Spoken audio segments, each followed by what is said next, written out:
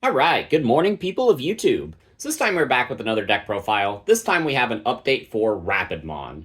So Rapidmon did get some new tools in EX6. Mainly this cherubimon Ace, which is a really good card. It really helps your Magna matchup. It really helps your Nume matchup. But not only that, but the format evolving and introducing decks like 7 Great Demon Lords means this deck is in a slightly better position than it was in BT16. And moving on to BT17, whenever we get, Paladin mode Ace and a couple other cards that help us interact with our opponent's graveyard a lot better, this deck gets even stronger. So invest now while the iron's hot, and without further ado, we'll go ahead and get into the deck profile. If you guys like this kind of content, make sure you guys like and subscribe. And we will start, as always, with the Digitama. So we got 4 copies of Niaromon because the plus 1k is really good. And then we have the single copy of the Gummymon from the starter deck to help us draw some extra cards, rounding out our 5 eggs. This deck does need 5 because we are playing Mimi and Ukomon and some other things. So having 5 eggs is really, really good for aggression. So for the rookies, we got the 3 copies of the Rapidmon X because this has kind of been the ratio for this card since it came out. Really good card. Piercing is sometimes all right, but being able to reduce the cost going into the starter deck Rapidmon is really good.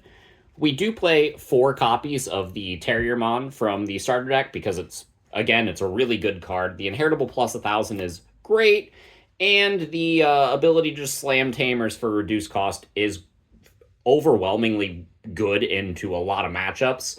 This card does fall off a little bit with people playing more copies of like Psychmon and Shikurimon to kind of combat the 7 Great Demon Lords deck, because those cards will stop you from reducing the play cost of the Tamers. So it's something to keep in mind, but this card is still a mandatory 4-of for this deck because it's just one of the strongest rookies that we have. We have 2 copies of the Terriermon that's a Floodgate because Floodgates are good, and having a Floodgate that's in Archetype is better. We have 2 copies of the Searcher Terriermon from EX4. Being able to grab 2 color green cards is pretty cool because it allows us to hit Cherubi Ace. Not only that, but it's one of those cards that actually has an inheritable effect that gets better because of the addition of Cherubi Ace. Because that card just has Alliance, this card is more likely to trigger, which is nice. Being able to just get evolutions out of nowhere is kind of good sometimes. And then we do play the 1 copy of the Lotmon from the starter deck. I don't think this card is necessary, but it is really cool. Dropping this card for free off of a double Typhoon, giving Alliance somewhere, and then swinging extra checks is really nice. This is a good card, but if there were any other rookies that you wanted to play, like the Palmumon, or if there were any cards that you wanted to up the count of, I think this card would be the cut for them. But I did want to play it because it felt good. It's an in-archetype card that is, it's pretty fine. And then for the Uko package, I'm playing 3 copies of the BT16 Ukomon, and then just a single copy of the promo. So the promo's in here just because there are some really cool plays that you can do with it. Having access to effects like Mimi, and then just having Willis to plop down extra eggs means that these cards are triggering more often. Not only that, but with 16 rookies, you're gonna have a time where you're gonna evolve a Terriermon in the back and like hard slam Nukomon to pass turn. If you're going second, activating double Typhoon for 3 memory to put yourself to 0, and then digivolving this guy in the back is a really good way of getting 2 searches by the start of your second turn, and then being able to slam a Terriermon for free off the double Typhoon is fantastic. I think the Searcher Uko is the best card in the Uko package for this deck, just because this deck wants to see its pieces, and this card searches every piece that you could possibly need. But printing memory is kind of broken. So we did want to include 1 of the promo Uko. Again, if you wanted to play 4 copies of the BT16 Uko, I think this card could absolutely be cut for 1 of these. But in this specific deck, this card, the BT16 Uko, feels better than the promo, just for what we're trying to do. So for the level 4s, it's pretty stock standard. We got 4 copies of the Rapidmon from BT8, and then we got 4 copies of the Rapidmon from Starter Deck 17. These are the only Rapidmons in our level 4s that we can play, so we're playing them at maximum copies.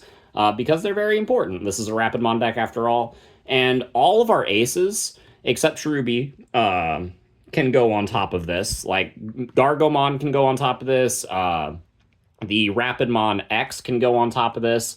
And then your level 5s can go on top of these as well, which is really nice.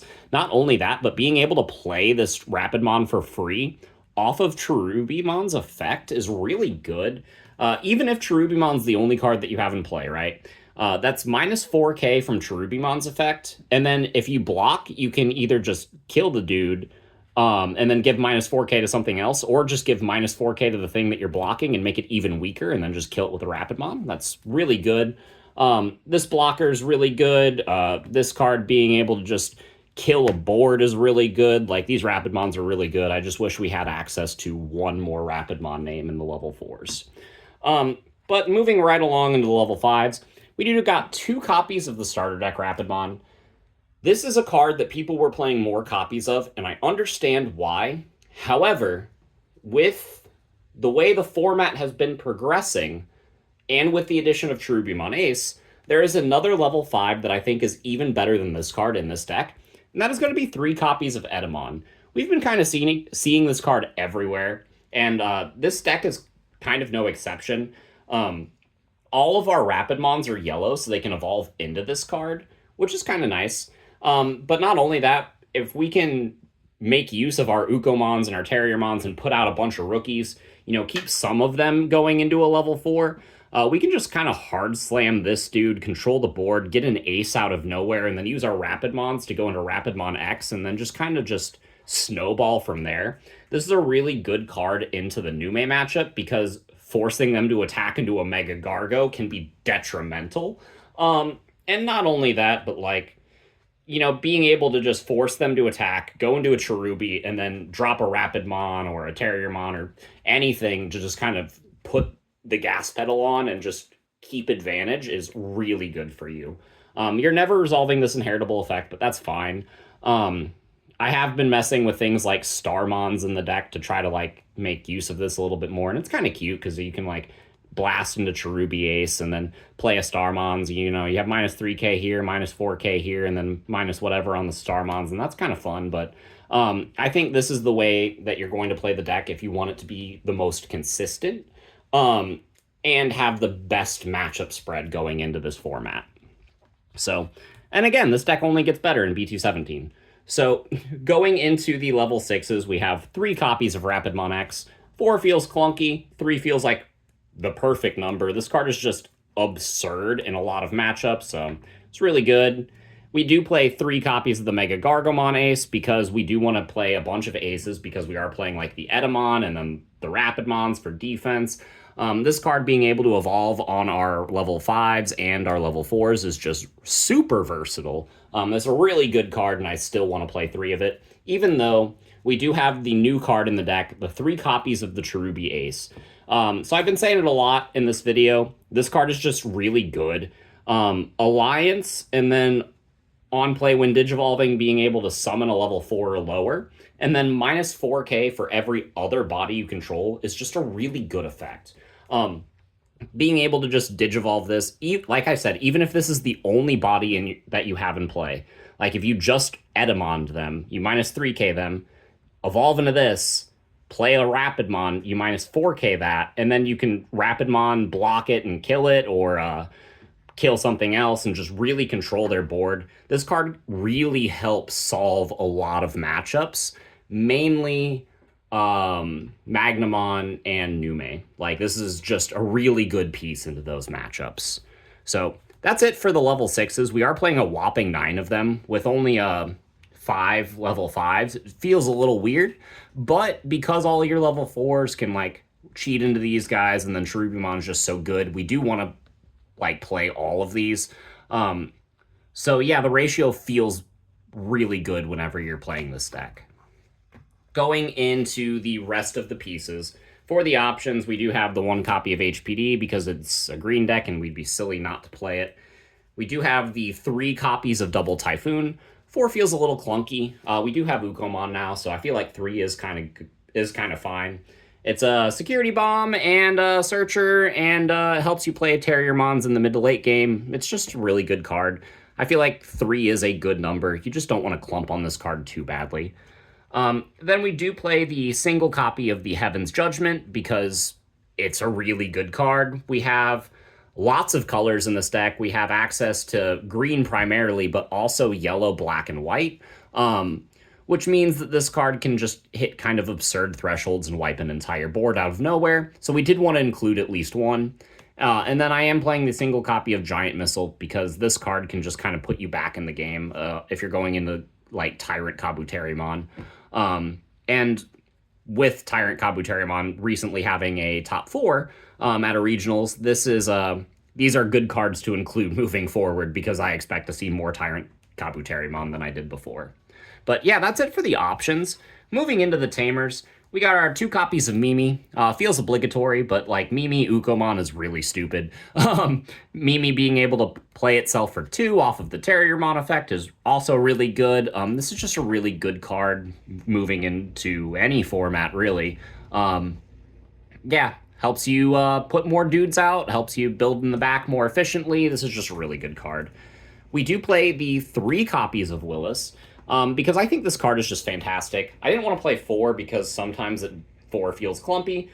Same logic as the double Typhoon, but this is a really good card that you're going to want to see. So I did put it at 3. Felt like the perfect ratio for this deck. And then I've noticed a lot of people that were topping in BT16 and BT15 playing just these 5 tamers, just the 2 Mimi and the 3 Willis, and I get it. But there is one more card that I wanted to include. I wanted to play a single copy of Taiga from BT11.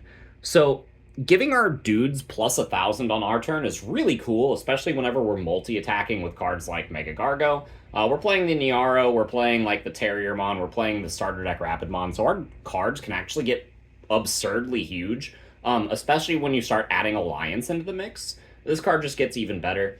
But not only that, it says, whenever one of your green Digimon would Digivolve into a level 5 or higher, you can suspend this card and reduce the cost by 1. So this card even works whenever you're Digivolving a Rapidmon into an Etemon. It can make that Etemon just a 3-cost Evo, which is really nice.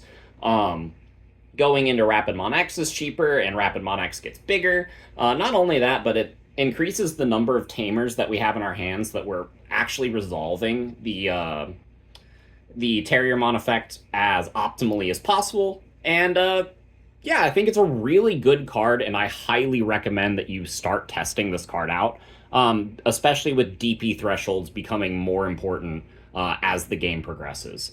But that's it for this list. Let me know what you guys think in the comments down below. It's a really fun deck. There are a lot of really cool cards, a lot of really cool interactions, and I hope it does well for you. We'll see you all in the next video. Bye, everyone.